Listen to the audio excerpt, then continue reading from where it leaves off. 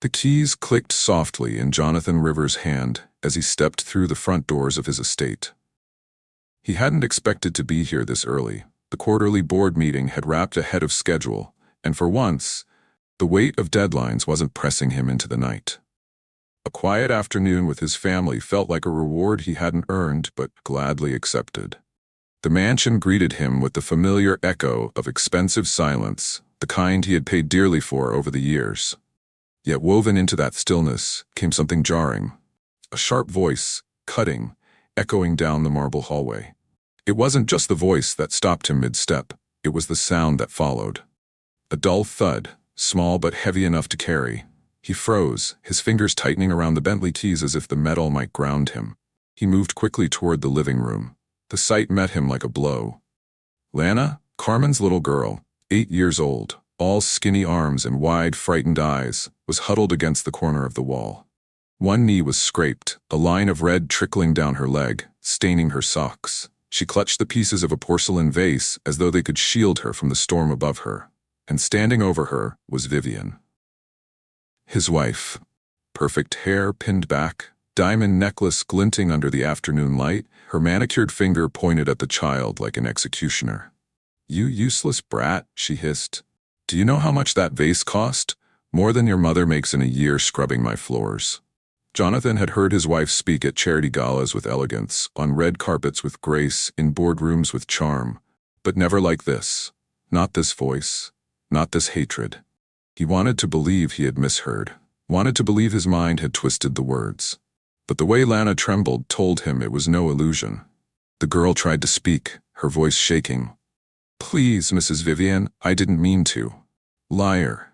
Vivian raised her hand as though to strike her. "Ungrateful little thief. You think you belong here? You should be grateful I even let your kind breathe the air in this house." Jonathan's chest tightened, his pulse hammering as if the marble beneath his feet had turned to glass. For 3 years, he had believed he had married a woman of elegance. He had ignored the cold glances, the subtle remarks, the way his staff sometimes looked smaller when she was near. He had been too busy building an empire, trusting that his home was safe in her hands. But here it was, raw and undisguised, the truth he hadn't wanted to see.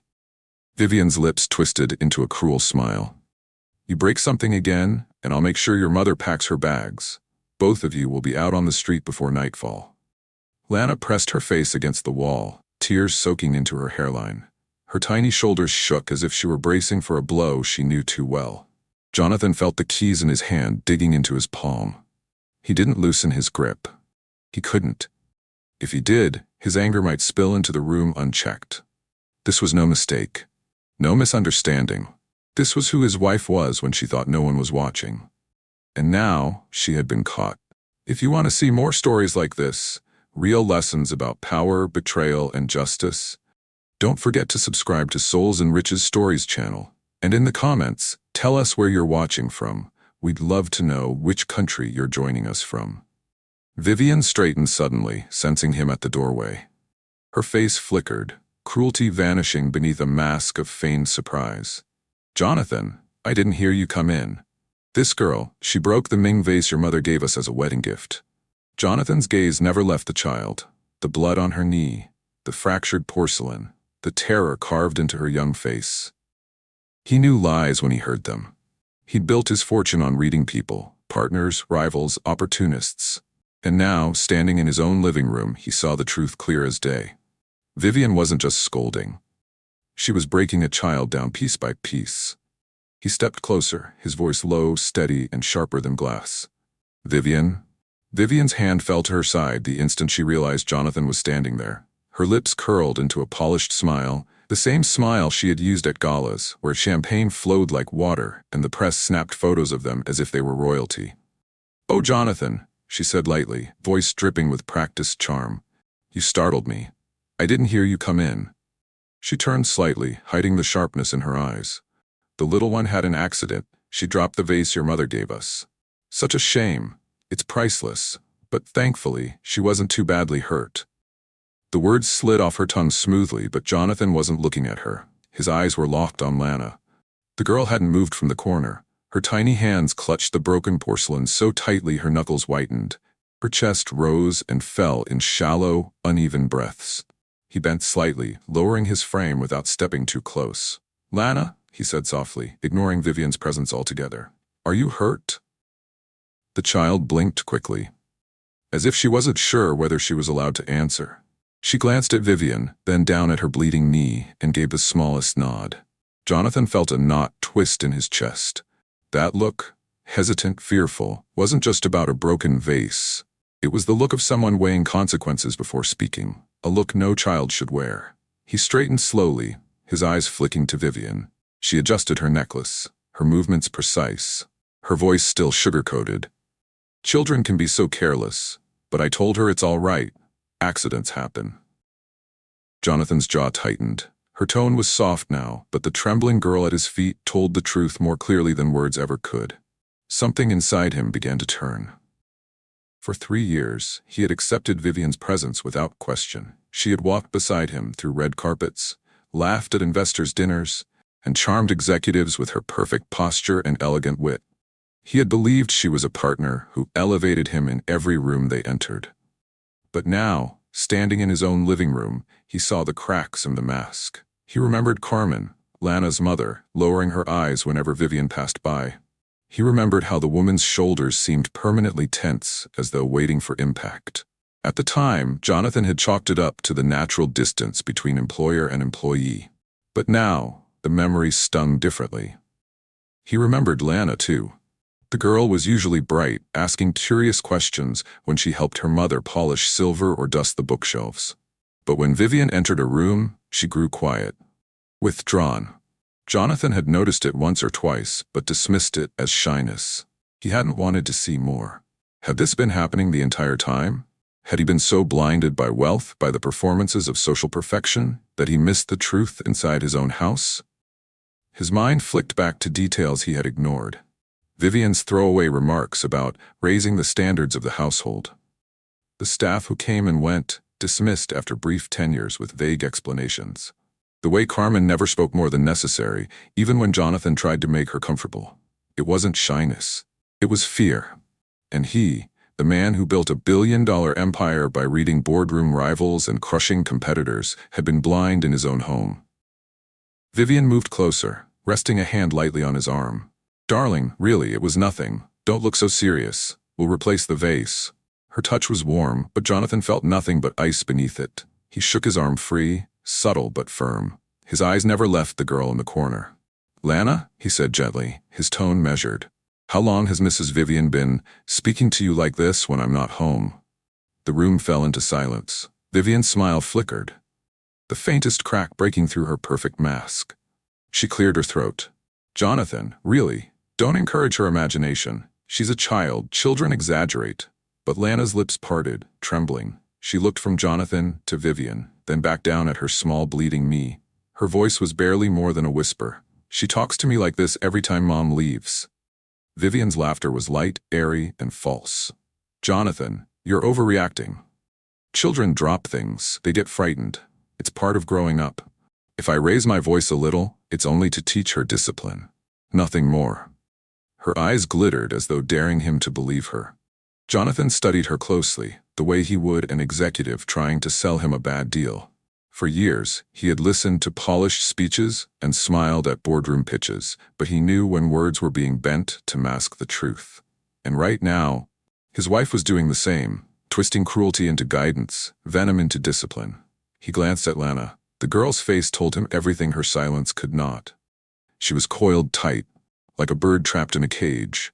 Children didn't recoil like that from a simple scolding. No, this came from repetition, from familiarity. Vivian's voice softened further, silk draped over steel. "You know how children are when they're unsupervised. Carmen spoils her. I was simply reminding her of the importance of being careful. You wouldn't want her growing up thinking she can just do whatever she pleases, would you?" Her phrasing was deliberate. You wouldn't want her. Jonathan heard it for what it was, an attempt to pull him into her frame, to make him complicit. But he wasn't in a boardroom right now. He was in his own living room, and the stakes were higher than any merger. Inside, his thoughts raced. How had he missed this? He prided himself on reading people, on spotting weakness in negotiations, on knowing exactly who was on his side and who wasn't. But somehow, in his own marriage, he had failed. He thought back to the galas, the interviews, the charity events. Vivian had always played her part flawlessly, her hand looped through his arm, her words sharp enough to impress but soft enough to charm. She dazzled investors, warmed the press, and carried herself as though she had been born into privilege. But here, stripped of the spotlight, she was something else entirely. Not elegant, not gracious, cruel, dismissive. A tyrant in silk. Jonathan's mind replayed the subtle remarks he had brushed aside before. Some people need stronger guidance. Servants should know their limits. It's dangerous to give children false hope. At the time, he had thought nothing of them, just idle comments, the kind made in passing. Now, with Lana trembling in front of him, those words were knives he had ignored until they cut too deep. Vivian tilted her head, her smile brittle. "Jonathan, you're staring. What is it? Do you really think I'd harm a child? My God, how little you must think of me." She pressed a hand against her chest, performing innocence as if the world were still watching. But he wasn't swayed. For the first time, he saw her clearly. The woman he married was a performance. A flawless one, yes, but a performance all the same. And what stood in front of him now wasn't a partner. It was a stranger, one who wielded power not with love, but with fear. Lana shifted slightly and Jonathan caught the movement. She was still holding the shards of porcelain, her little fingers trembling as though she thought letting go would make things worse. He stepped closer and gently took the pieces from her hands, setting them on the table. "It was just an accident," he said quietly, his voice directed at the girl, not his wife. Vivian's eyes flashed. For the briefest moment, her mask slipped again, and what showed underneath wasn't guilt. It was irritation. The kind of irritation reserved for someone whose authority had been challenged. That expression chilled him more than her earlier cruelty, because it told him this wasn't an outburst. It was a pattern. Before he could say more, the sound of the front door opening broke through the tension. Bags rustled against polished wood. "Lana? Jonathan?" Carmen's voice drifted down the hallway, warm but tired. She stepped into the room, grocery bags balanced against her hip, and froze. Her gaze darted first to her daughter, then to the blood on her knee, and finally to the shattered vase on the floor. The bag slipped from her grasp and hit the marble with a dull thud. The grocery bags hit the marble with a hollow sound, oranges rolling across the floor. Carmen didn't move to pick them up. Her eyes went first to her daughter's scraped knee, then to the porcelain fragments glittering on the rug, and finally to Vivian's composed smile. "Lana," she whispered, "what happened?" The child opened her mouth but closed it just as quickly. She pressed herself against the wall, her small fingers twisting at the hem of her shirt. Vivian's voice slid into the space. "There was a little mishap with the vase. Nothing serious, Carmen. Children can be clumsy." Carmen's posture stiffened. Her lips pressed into a thin line, and she gave the smallest nod, as though agreement was safer than truth. Years of service had taught her what defiance cost. Jonathan stepped forward. "Carmen," he said firmly, his tone leaving no room for negotiation. "Take Lana to the kitchen. Clean her knee. I'll speak with Vivian here." Carmen hesitated, her eyes darting between the two of them. Then gently she reached for her daughter's hand. "Come, sweetheart," she murmured. Her voice trembled, but her movements were steady, practiced, controlled. Jonathan watched them leave the room, the sound of their retreating footsteps ringing louder than any argument. He stayed where he was, staring at the fragments of porcelain on the floor, but his thoughts were far from the broken vase. For years he had poured himself into building an empire. 12-hour days, weekends lost to negotiations, flights from one city to the next, all in the name of securing a future few men ever achieved. He prided himself on foresight, on his ability to anticipate moves in business. And yet here, in his own home, he had been blind. The details he dismissed now burned in his memory. Carmen's nervous smiles, Lana's silence when Vivian entered a room, the revolving door of staff who lasted only weeks. He told himself then that domestic life was Vivian's domain, that he didn't need to pry. He thought his wealth had shielded them all. Instead, it had given Vivian power to wound in silence. He drew a deep breath and followed them into the kitchen. The room smelled faintly of soap and herbs. Carmen sat her daughter on a stool, dabbing at the cut with a damp cloth. Lana winced but didn't cry, her little jaw clenched tight. Carmen's hands were gentle, yet her eyes brimmed with fear, the kind that ran deeper than a mother worried over a scrape. Jonathan leaned against the doorway, arms folded. He didn't speak right away. He wanted them to feel his presence, steady and unshakable. Lana finally broke the silence. "It stings," she whispered. "I know, sweetheart," Carmen replied softly, her voice cracking just a little. "We'll clean it up and it will be fine." Jonathan stepped closer. "Lana," he said carefully, "can you tell me what happened? Not about the vase, about what Mrs. Vivian said." The girl looked at her mother, uncertain. Carmen's hand froze mid-motion, cloth resting against the cut. "It's all right," Jonathan continued. "You can tell me. No one here will hurt you." Lana's voice was small but steady. She said, "People like us should be grateful we're even here." The words hung in the air, heavier than stone. Carmen lowered her eyes, tears slipping down her cheeks despite her effort to hide them. Jonathan felt a slow heat rise in his chest. Not the reckless kind that made men shout, but the controlled burn of a man who knew exactly what was at stake. This wasn't just about a broken vase or a cruel remark. This was about dignity, about a child being taught that her worth was less because of where she came from and the color of her skin. His hand tightened against the counter, but his voice remained even. "Thank you for telling me, Lana." She blinked up at him, as though uncertain whether he truly meant it. Jonathan met her gaze, steady and unwavering. "You never need to be grateful for being treated like a human being. Not in this house, not ever." Carmen pressed the cloth against her daughter's knee a little too firmly, as if the pressure could hold back more than blood. Her eyes stayed low, fixed on the wound, not on Jonathan. "Carmen," he said quietly, his voice steady but heavy with expectation. "I need you to be honest with me. How long has this been going on?" She froze. For a moment, only the ticking clock filled the silence. Then, with a trembling breath, she whispered, "Since the first month after you married her." Jonathan's chest tightened. "The first month?" Carmen nodded, finally lifting her gaze. Fear clouded her eyes, but there was something else there too. A tiredness, the kind that comes from years of enduring what should never have been endured. "She said if I ever spoke up, she'd make sure no one in this city would hire me again. She told me she would plant jewelry in my things, accuse me of stealing. Who would believe me, Mr. Jonathan? A maid against your wife?" Her voice broke on the last word. Jonathan clenched his fists at his sides. The idea of Vivian threatening this woman, someone who had served his household loyally for nearly a decade, struck deeper than betrayal. It was strategy. Cold. Deliberate. The same tactics Jonathan had seen in hostile corporate takeovers were being used here, in his home, against a mother and her child. "She showed me once," Carmen continued, her words spilling out now, as if damned too long. "A bracelet. She said it would take nothing for her to slip it into my bag and call the police. I believed her. I still believe her. That's the kind of power she has." Lana's small hand tightened around her mother's wrist. Jonathan saw the girl's eyes glisten, not just from pain, but from years of learning fear as a second language.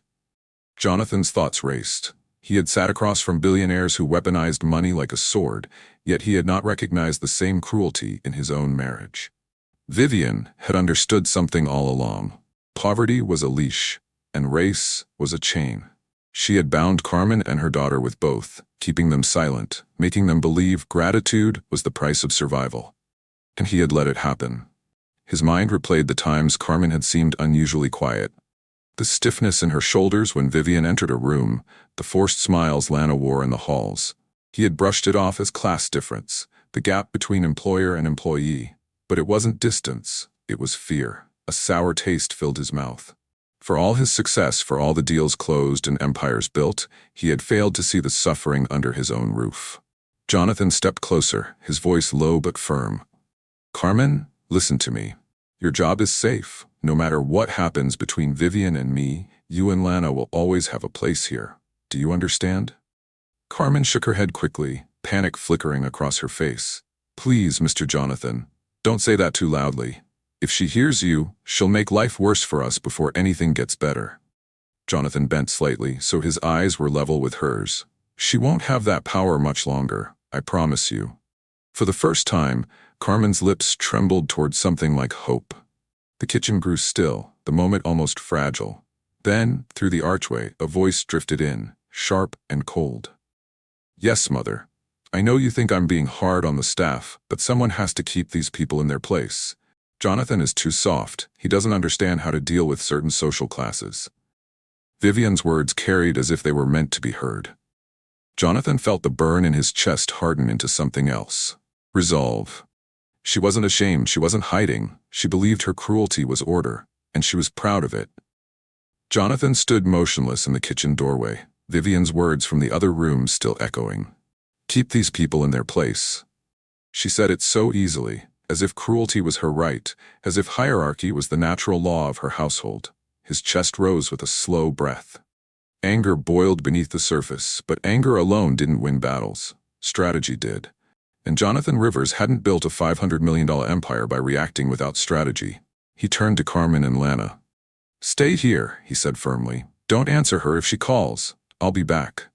Carmen opened her mouth to protest, but Jonathan's eyes silenced her. There was no hesitation in his voice now, only resolve. He walked down the hall, past the living room where Vivian sat with her phone pressed to her ear, her tone dripping with disdain. He didn't stop. Instead, he entered his office, closed the heavy oak door behind him, and pressed his palms against the desk. For a moment, he let the reality settle. He had married a woman who thrived on breaking others, and he had been blind to it. But blindness wasn't permanent. And now that he could see, he intended to act. Jonathan pulled out his phone and scrolled to a number he rarely used but always kept close. Diana Rodriguez, civil rights lawyer. He had met her at a conference on corporate responsibility, a sharp mind in a world where too many looked away. He tapped her name, and after 2 rings, she answered. Jonathan Rivers, her voice came through, brisk and professional. This is unexpected. What's going on? Jonathan swallowed. Diana, I need your help. It's urgent. Go ahead. He didn't waste time with pleasantries. It's about my wife. She's been abusing my housekeeper's daughter. Psychological, verbal, today almost physical. She's been threatening to frame them for theft if they speak up. It's been going on for years, and I didn't see it. I need to make sure they're safe, and I need to act before she destroys them. Silence, brief but loaded. Then Diana's voice sharpened. Jonathan, you understand this isn't just a family issue. This is a case of discrimination and abuse. If what you're saying is true, we need to document everything immediately. I've already caught pieces, Jonathan said, lowering his voice. Her phone calls, her words to the child. I'll start recording. Good. Don't confront her directly until we're ready. Abusers escalate when they feel cornered. Keep her talking, keep her mask on, and capture every word. I'll draft the paperwork and head to you now. Jonathan glanced at the clock. It's late, are you sure? I don't care if it's midnight, Diana replied flatly. You called me for a reason. Let's make sure this girl and her mother never have to live in fear again. 40 minutes. Don't let her sense what's happening. When the line went dead, Jonathan exhaled slowly. The shift inside him was complete. Minutes ago, he had been a shocked husband, betrayed and uncertain. Now, the CEO within him, the strategist who thrived in hostile boardrooms, was awake. He opened his desk drawer, retrieved a slim recording device he used for confidential meetings, and slipped it into his jacket pocket. From now on, every word out of Vivian's mouth would be evidence. For years, wealth had been his shield, blinding him from the small cruelties hidden in the corners of his home. But wealth could also be a weapon, a force to dismantle oppression instead of reinforcing it. He had the means, the reach, and the power to make sure Vivian's brand of cruelty didn't survive under his roof. Jonathan straightened, his reflection catching in the office window. The man staring back at him wasn't passive anymore. He wasn't blind. He was ready. Vivian, he muttered under his breath, his voice steady and cold. You've underestimated the wrong man. The dining room glowed under crystal chandeliers, the table laid with silver cutlery and porcelain plates that had once been reserved for heads of state and investors. Jonathan sat at the head of the table, his posture straight, his expression unreadable. On his right sat Carmen and Lana, both visibly uncertain in their plain clothes among the luxury. And across from him, Vivian.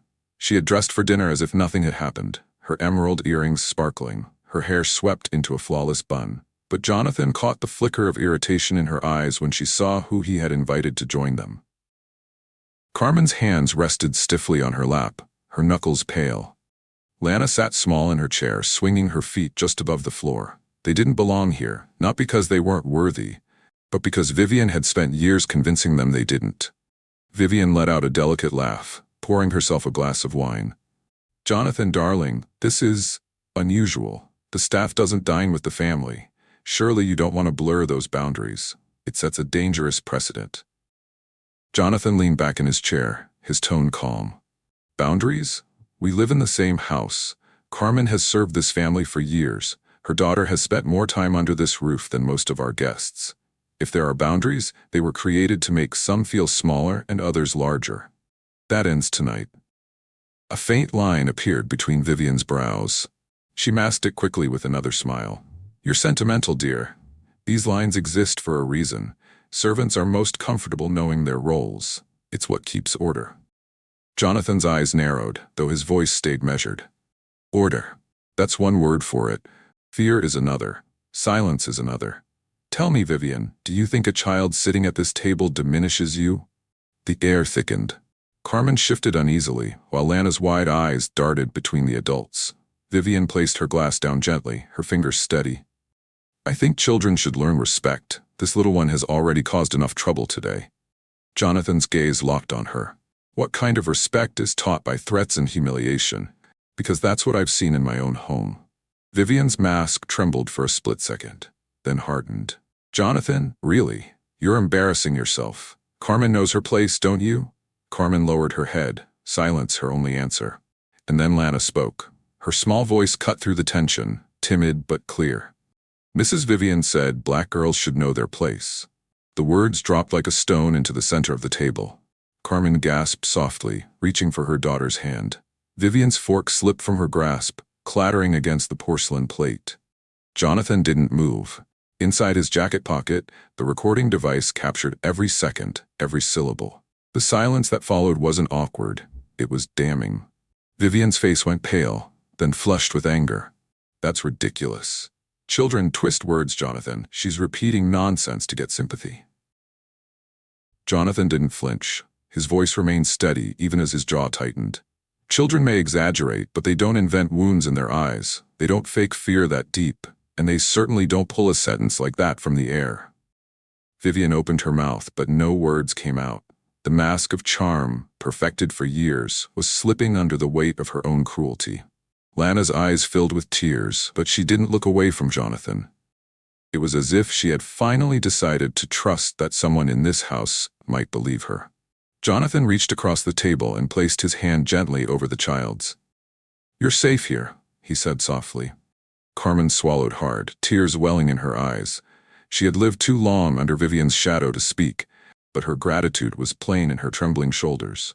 Vivian's fingers gripped the stem of her wineglass so tightly it threatened to snap. "Jonathan," she hissed, her voice low now, stripped of its elegance, "you're making a fool of yourself."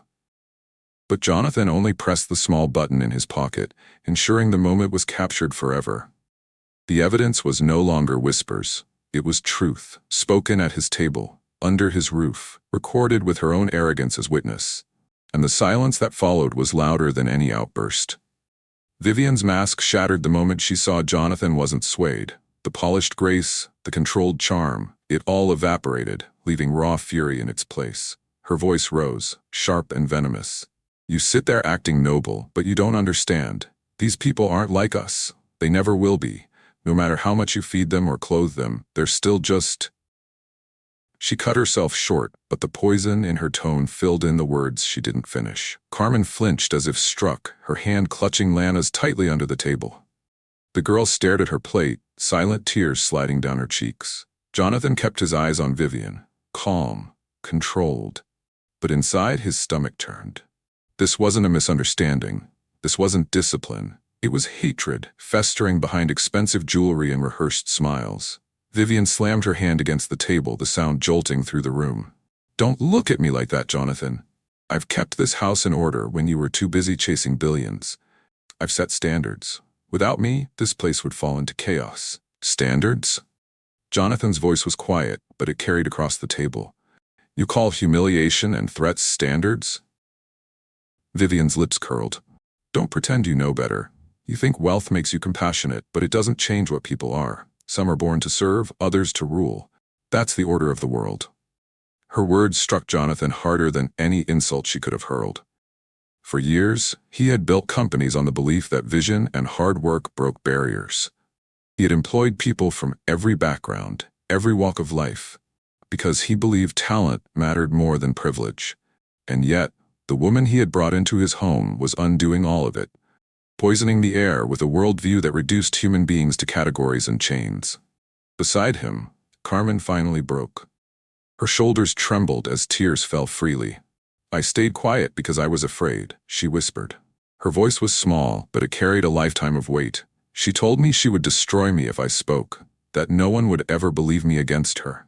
And I believed it, because she had power I never had." Jonathan turned to her, his heart heavy.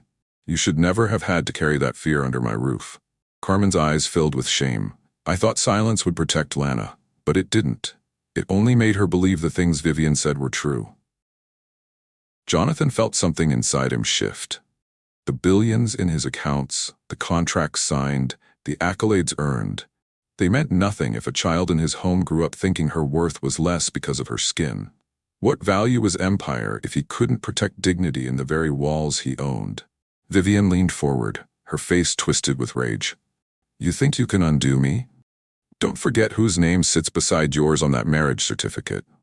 Half of everything you built is mine. This house, this life, you wouldn't dare strip it from me."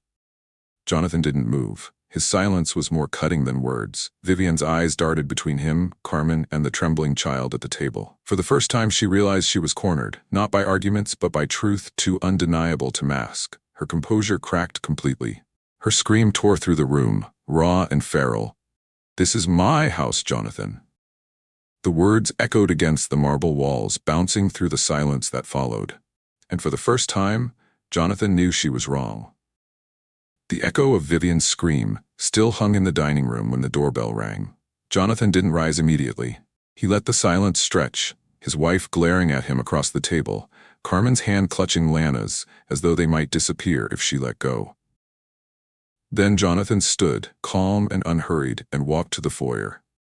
When he opened the door, Diana Rodriguez was already stepping inside, a leather case in her hand, her expression sharp with purpose. "Jonathan," she greeted him briskly. "I brought everything we need. Where is she?" "In the dining room," Jonathan replied, his voice even. "And she doesn't know you're here." Diana nodded once. "Good, let's keep it that way." They entered together. Vivian's eyes widened when she saw the lawyer. "What is the meaning of this?" she snapped, her voice still raw from shouting. Jonathan took his place at the head of the table again, sliding a folder across the polished wood. "This is the meaning. Legal separation papers. Immediate removal from this property. Your access to accounts, assets, and household staff is revoked as of tonight." Vivian laughed bitterly. "You think you can throw me out?" "Jonathan, this is my home." Diana's voice cut in, cool and unyielding. "Mrs. Rivers, I suggest you read the documents carefully before making declarations. Mr. Rivers has already begun filing for dissolution of marriage on grounds of abuse and misconduct, and given the evidence," she gestured to the recording device Jonathan had set on the table, "your position is indefensible." Vivian's face drained of color. "Evidence?" Jonathan pressed the small button, and the device played back the damning words. "Black girls should know their place." Her own voice, unvarnished and cruel, filled the room. Carmen's head dropped into her hands. Lana buried her face against her mother's shoulder. Vivian lurched to her feet. "This is entrapment. You set me up." Jonathan's gaze stayed steady. "No, Vivian, I simply stopped ignoring who you really are." Two uniformed security guards entered from the hallway. They stood silently, their presence heavy with authority. Jonathan didn't need to explain. They knew their task. Vivian's defiance faltered. "You can't do this to me. The world will see this as betrayal." Jonathan leaned forward, his voice calm but ironclad.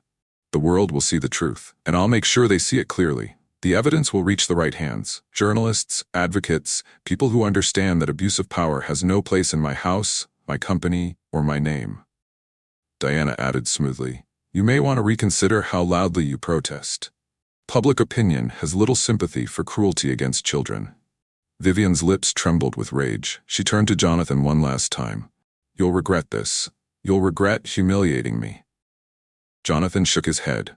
The only regret I carry is letting you hurt them for so long.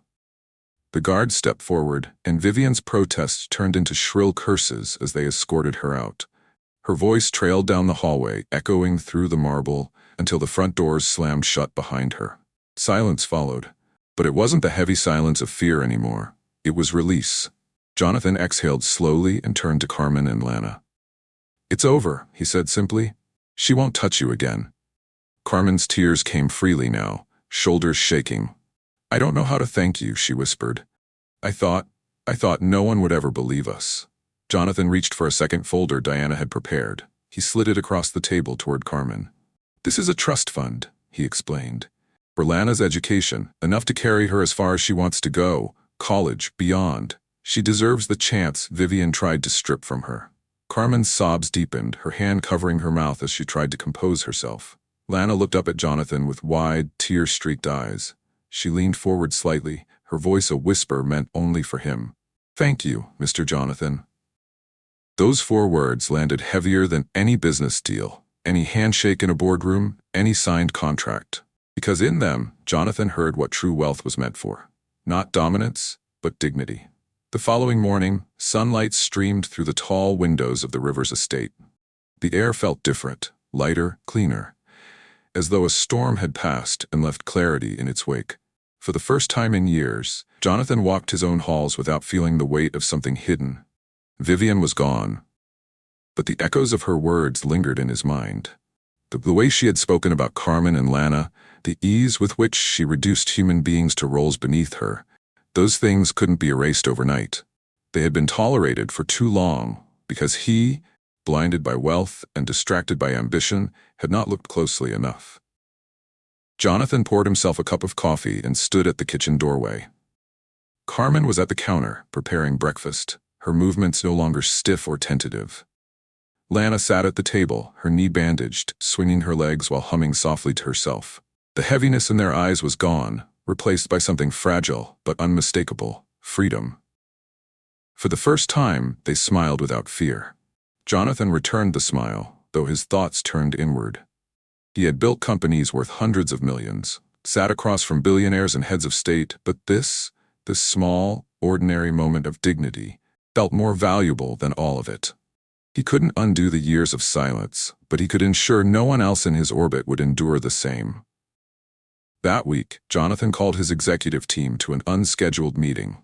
He stood at the head of the glass-walled boardroom, his presence steady, his words deliberate. "We pride ourselves on innovation and wealth," he began, "but what good is that if people are exploited under our very noses? We will do more. Starting today, our company will establish a foundation to protect domestic workers and service staff. It will provide legal aid, financial education, and a reporting channel that ensures they are never silenced by fear of losing their livelihoods." The room fell into silence, not of disagreement, but of respect. His executives, many hardened by profit margins and shareholder expectations, were seeing their CEO in a new light. Jonathan wasn't just protecting his own household, he was redefining what leadership meant. He continued, his voice firm. "Anti-discrimination policies will extend beyond corporate walls. No contractor, no vendor, no staff connected to this company will operate under conditions that strip people of dignity. If they do, they lose our business. Period." It was a bold stance, one that would rattle the industry. But Jonathan had learned a truth too costly to ignore. Wealth doesn't buy morality. Choices do. By the end of the quarter, the foundation was launched.